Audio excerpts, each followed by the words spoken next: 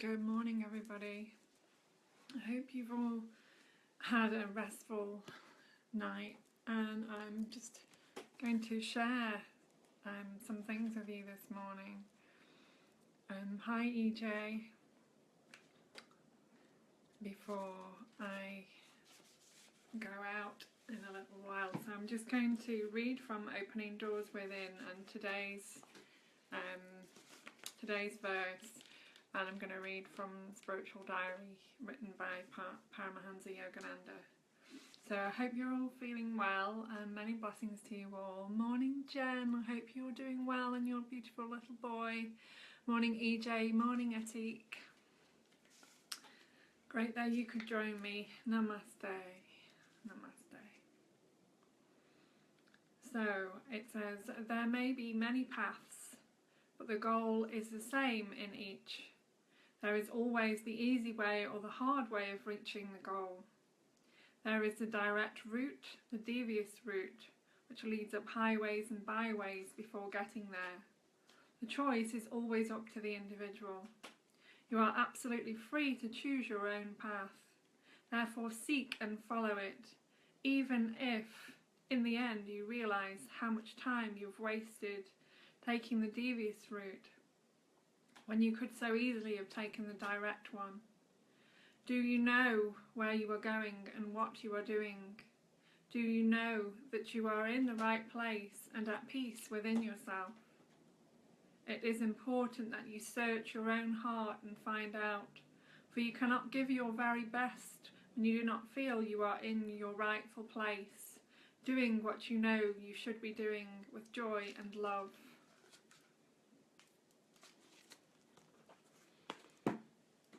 I might pick us a card as well. So, and from the Spiritual Diary.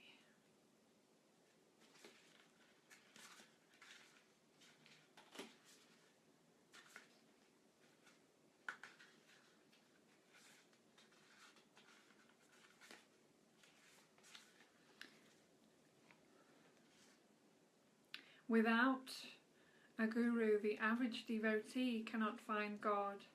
It requires 25% devoted practice of meditation techniques,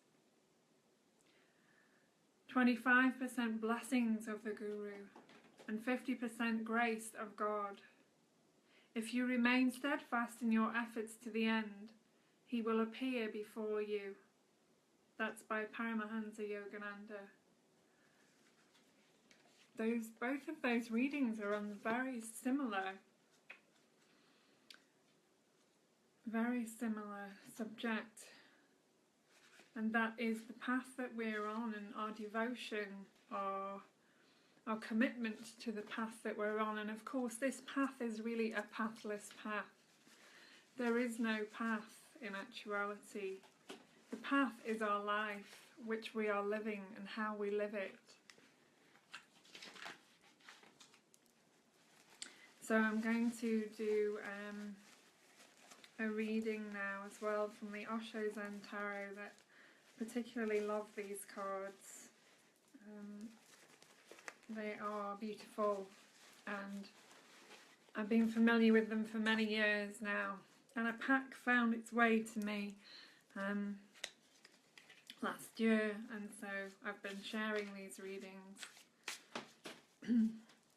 Hi Emma. We are, of course, our own guru, but sometimes it's very helpful to have somebody to show us what we already are, because not everybody can see their potential. Not everybody can see the truth of who they are. And, you know, in my understanding, gurus do not need to be worshipped as such. It's not about that. It's about the reflection of the guru, so showing you what you already are. But the thing is, a lot of people get mixed up with that, and so their ego gets involved, and they believe that that other person has something that they don't have. They believe that that person is somehow more, I don't know, advanced than they are, when really it's that, you know, we have that truth within us. We are that truth. And it just helps to have that honest, clear mirror in front of us, so that we can really see without all our conditionings, without our beliefs, without all our ideas and things that we have taken on as our own.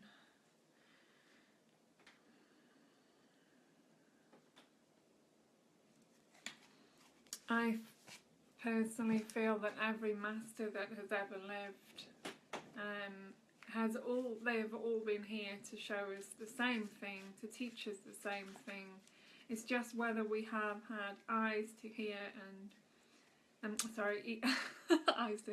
eyes to see and ears to hear the truth, or whether we are so consumed in what we believe to be true, whether we can let go and trust in truth. I think, Emma, actually there's a lot more I could say about that, really. Thank you very much for your question. If there's anything else that you'd like to discuss, please just write another comment below if you don't feel that I've answered it adequately. So the card that I've just picked is Inner Voice. Such a beautiful image.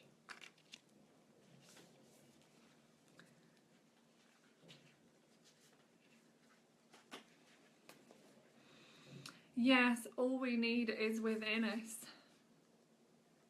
But you know, my journey's been a long journey, this life, and started very young.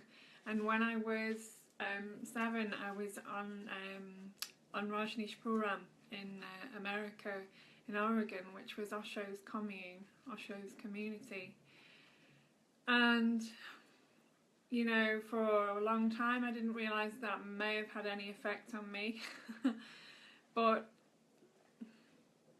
sometimes we need that Sangha, we need that community to show us what we already are, you know. It's not really about... Such a good question, really, then. There's so much around this. Yeah. Yes, Atik, a guru is a guide who shows you the direction, absolutely. Thank you. That's helpful. And shows you things that maybe you don't see already about yourself, because we have these conditioned ideas about ourselves, generally speaking. So it's not about giving your power away to another person, and you know, but this is what happens whenever there's a guru, spiritual leader type figure. There is always this tendency for people to lose themselves, you know, completely lose their individuality and their truth by putting all their ideals and values and worth onto another person, however that person shows up. But they're just a teacher, and you know, all teachers are human, and so they're not perfect, and they all have their trials, and they all have their challenges, and they all have their things to work through, because it's a process, you know. Awakening, enlightenment, whatever you want to call it, it is a process. There's no end goal.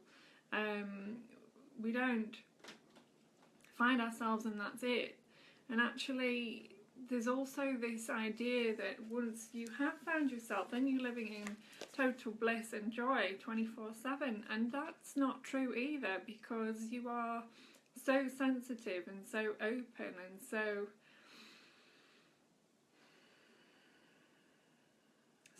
connected to everything around you that you feel everything so much more deeply.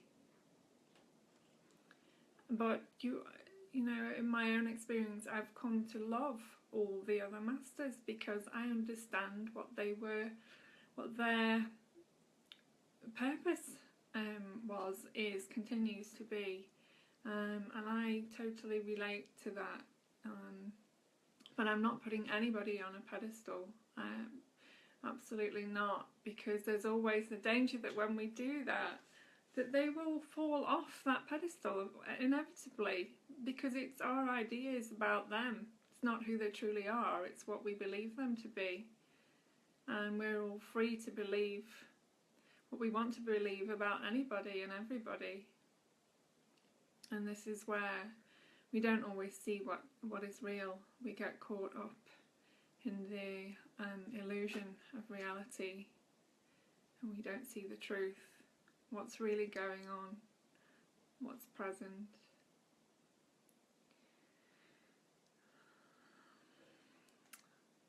So I'm just reading your comment again, Emma, your new one. Yes, that's what I'm wondering, looking to someone outside of oneself. Well, ultimately, whenever there are no others, so whenever we see anyone else, they are a divine reflection of ourselves. You know, there really is no separation, and we're all unique expressions of the one. And I know that's a cliche. It's words that are bandied around a lot, but it's the truth. And so whoever shows up in your life is ultimately an aspect and reflection of yourself. And the same with the guru, of course. How can they not be? And for one to be in your life, for a teacher to be in your life, you have ultimately called them there because you are perceiving them with your inner vision. That's how everything appears to us from inside, because we are looking from the inside outside, and what is inside is being represented all around us by the people, by our experiences, by the challenges. You know, what we believe shows up. And so when we look outside of ourselves, we're just seeing parts of ourselves, and a teacher, guru, is a way of us to find that inner truth, as people do through relationships as well. You know, intimate relationships, they share, they give us an opportunity to connect with the truth parts of ourselves, if we can acknowledge that that's what's happening. Otherwise we get lost in the duality and the ego and and you know, there's nothing wrong with any of that. It's just how it is. But if we can see that the other is a true reflection of what we are, and is showing us, you know, parts of ourselves that may be unloved, parts of ourselves that want to be loved, you know, then this really does help if we're willing to look. But more often than not, people are always blaming the other. They're not taking responsibility for their own growth and understanding and truth. Just reading your comment again, Emma, thank you so much for this. It's really lovely.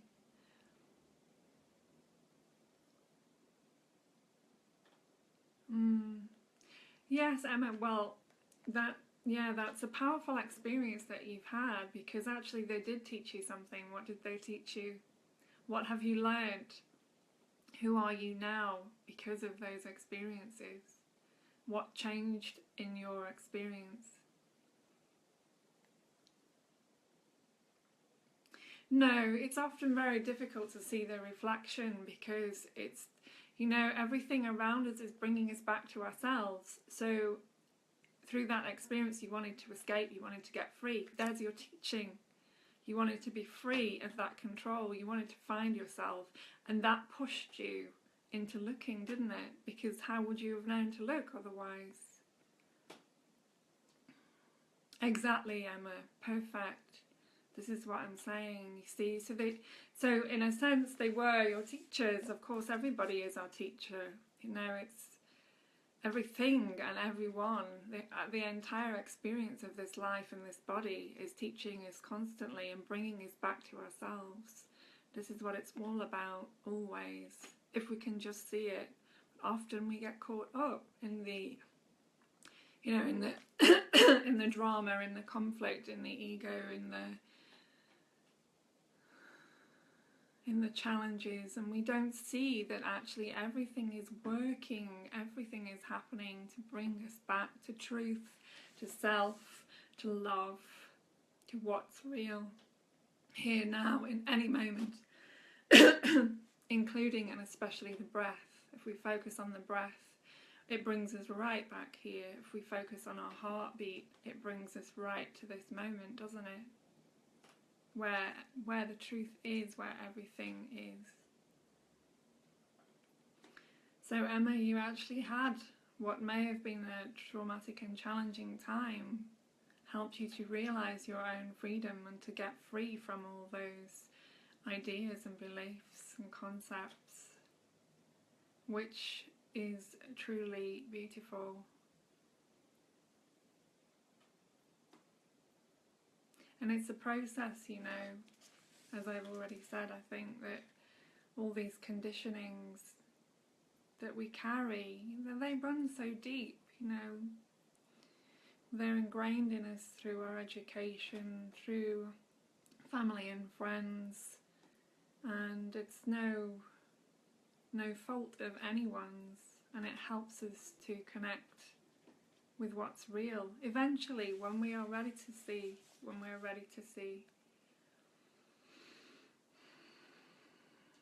No, Emma, life is not easy. It's not meant to be easy, really. It's meant to be a challenge. It's meant to stretch us out of our comfort zone. It's meant to grow us, Just look at all the nature around us, how it started off so tiny and so reliant on various different things to help it grow, A tree is born of a seed, and that seed has to have the perfect conditions in order to start to grow. But they get so big, so vast. That's like us, we are way beyond this body. We're vast consciousness. This body is just a part of an appearance, a happening that we are. And we are moving in and out of the now in a nanosecond, and reappearing and disappearing and reappearing. That the entire universe is like a heartbeat. We appear, we disappear, and it happens so fast that most of us don't even notice it.